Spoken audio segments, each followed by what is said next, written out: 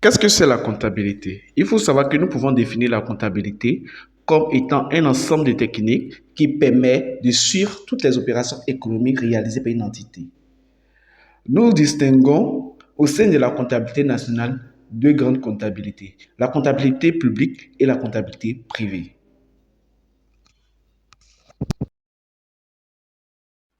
Plus concrètement, on peut définir la comptabilité comme étant un outil d'information financière, un ensemble de moyens utilisés pour recenser de manière chronologique, c'est-à-dire dans les documents comptables, et de mesurer l'activité économique et le patrimoine d'une entité économique. Exemple, les entreprises, les collectivités, les associations, l'État, l'administration publique.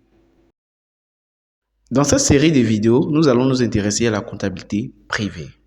Cette première vidéo portera sur une introduction générale et les différents concepts de base de la comptabilité. Nous allons commencer cette vidéo par donner une définition de la comptabilité générale. Il faut savoir que la comptabilité générale est un système d'organisation ou un ensemble de techniques qui permet d'identifier, d'analyser, d'enregistrer, d'organiser et de classer les différentes opérations économiques ou financières réalisées par une entreprise au cours d'une période afin d'établir les états financiers de synthèse. Dans cette vidéo, l'élément fondamental est représenté par les opérations économiques. Sans opérations économiques, il n'y a pas de comptabilité générale. Parce que toutes ces techniques sont appliquées aux opérations économiques. Nous pouvons avoir des exemples d'opérations économiques de l'entreprise UVDRS telles que mentionne l'image. Parmi les opérations réalisées par l'entreprise UVDRS, nous pouvons citer les achats, les ventes, les acquisitions, les contractions d'emprunts, etc., etc. Donc, toute opération économique réalisée par l'entreprise fera premièrement l'objet d'une identification. Donc, la première étape consiste à identifier l'opération économique. À quoi consiste l'identification? Il faut savoir que identifier une opération économique consiste à reconnaître cette opération économique. Cette première étape d'identification consiste à reconnaître la nature de l'opération réalisée. Cette reconnaissance passe par une pièce justificative. Il faut savoir que c'est à partir des pièces justificatives que nous reconnaissons une opération. Toutes les pièces justificatives ne sont pas forcément des pièces comptables. Donc, qu'est-ce que nous devons retenir? Parmi l'ensemble des pièces justificatives, on a les pièces comptables d'une part et les pièces non comptables d'autre part. Comme pièces comptables, on peut citer les factures, les chèques postaux, les chèques bancaires. Comme pièces non comptables, on peut citer les bons de livraison, les bons de réception, les bons d'entrée de stock. Donc, parmi les opérations réalisées par l'entreprise UVDRS, on voit que ici, il y a des opérations qui sont identifiées à partir de factures. Comme on a dit, les factures sont des pièces justificatives, précisément des pièces comptables qui permettent de justifier la réalisation d'une opération, qui permettent d'identifier la réalisation d'une opération. De manière générale, on retient que les pièces justificatives peuvent être composées de factures, du chèque bancaire, du chèque postal, etc., etc.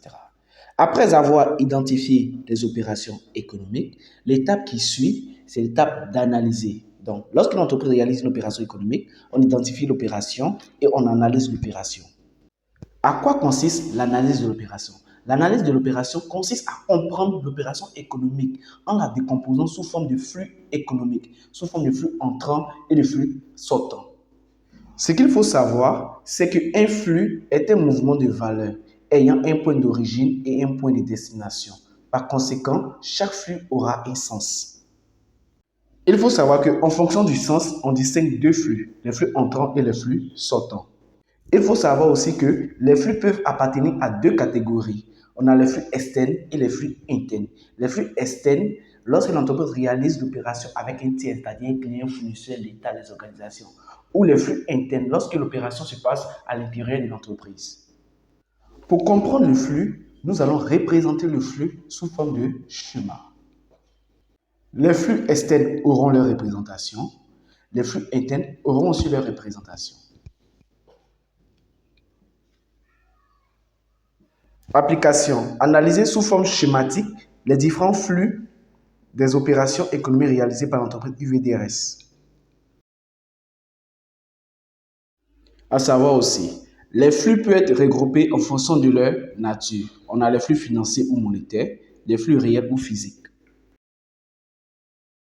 Les flux de ces opérations économiques sont régis par une règle appelée la règle de la partie 2.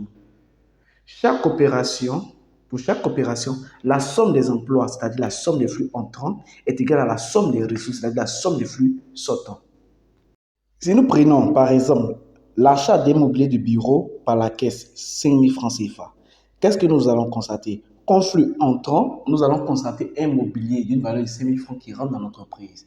Comme flux sortant, nous allons constater de l'argent, de la monnaie qui va sortir de la caisse de l'entreprise pour aller vers le fournisseur pour pouvoir régler. Par convention, il faut savoir que les flux sortants sont l'origine, les flux sortants sont les ressources, les flux sortants représentent le crédit. Les flux entrants sont la destination, les flux entrants représentent l'emploi, les flux entrants représentent le débit. En plus des représentations, nous avons d'autres techniques d'analyse des flux. On a les tableaux classiques ou simples, on a les tableaux en colonne marée ou jumelée et on a les tableaux en colonne marée ou jumelée avec solde. Si on reprend tout cela, on a dit quoi? Les opérations économiques doivent être premièrement identifiées. Après avoir été identifiées, ces opérations seront analysées. Après avoir analysé, nous allons enregistrer maintenant ces opérations. À quoi consiste l'enregistrement des opérations économiques? Il faut savoir que l'enregistrement consiste à consigner, à enregistrer dans un document appelé le journal comptable. On définit le journal comptable comme étant le document dans lequel on enregistre de manière chronologique et continue les différentes opérations économiques réalisées par une entreprise.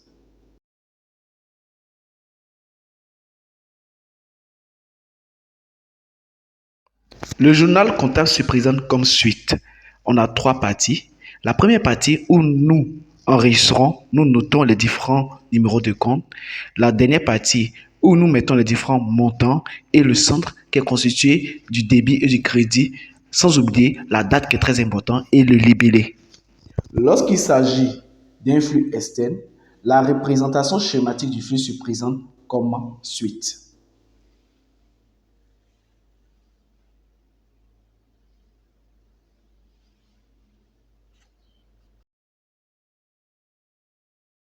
Dans le cas d'un flux interne, nous avons le schéma suivant.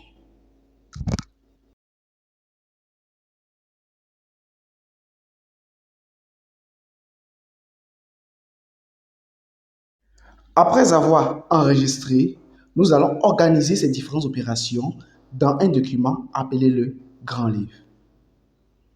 Organiser consiste à procéder à un regroupement des opérations en fonction de leur nature.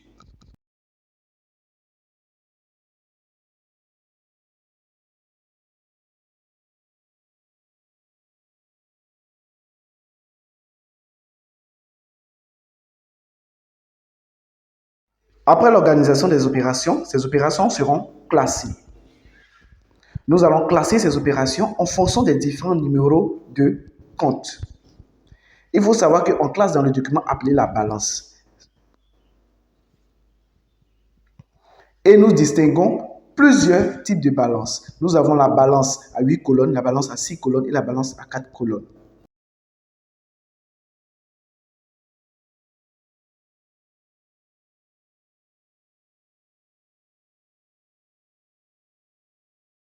Ensuite de la balance, nous allons établir les états financiers qui sont le bilan et le compte de résultat. Le bilan sont les comptes allant de la classe 1 à la classe 5.